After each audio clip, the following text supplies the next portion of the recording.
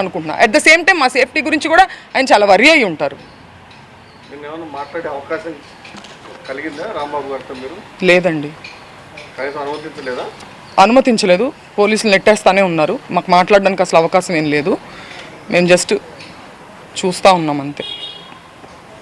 వాళ్ళందరికీ తెలుసు ఆయన ఆఫీస్లో ఉన్నారని చెప్పేసి అదే పనికి ఇంటి మీదకి రావడానికి ఉద్దేశం, వాళ్ళ ఉద్దేశం ఆవిడ డైరెక్షన్, గల్లా మాధవి గారి డైరెక్షన్. ఆవిడ వచ్చి హస్బెండ్తో వచ్చి ఆవిడ ఇలా చేయెత్తితే వాళ్ళు ఆపేస్తున్నారు, చేయించితే వాళ్ళు రెచ్చిపోతున్నారు. అక్కడ ఉన్న మగవారందరూ అరుస్తున్నారు, వైసీపీ కార్యకర్తలు. ఇంట్లో లేడీస్ ఉన్నారండి, వెళ్ళొద్దండి అని మీరు వీడియో క్లిప్పింగ్స్లో చూడొచ్చు. అయినా కూడా ఆవిడ తాగిన వాళ్ళని, బూతులు తిడుతున్న వంటి వాళ్ళని ఆవిడ పంపించారు లోపలికి. వాళ్ళు తెలుసు, క్లియర్గా అక్కడే ఉన్నారు కదా. పోలీస్ అంతా ప్రొటెక్షన్కి అక్కడే ఉన్నారు, ప్రెస్ అక్కడే ఉంది, కార్యకర్తలు అక్కడే ఉన్నారు. ఇంట్లో ఎవరు ఉంటారండి? ఆ టైంలో జెంట్స్ కూడా లేరు.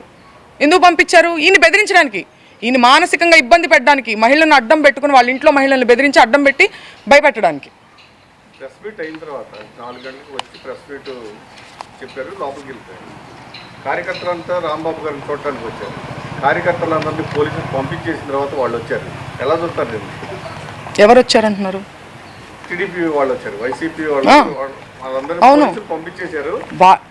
వాళ్ళు టీడీపీ వాళ్ళు ఎవరైతే దాడి చేస్తున్నారో వాళ్ళని ప్రొటెక్ట్ చేయడానికి వచ్చిందండి పోలీసు. మమ్మల్ని ప్రొటెక్ట్ చేయడానికి కాదు.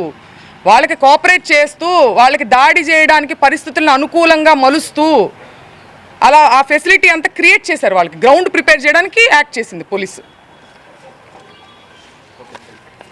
Thank you.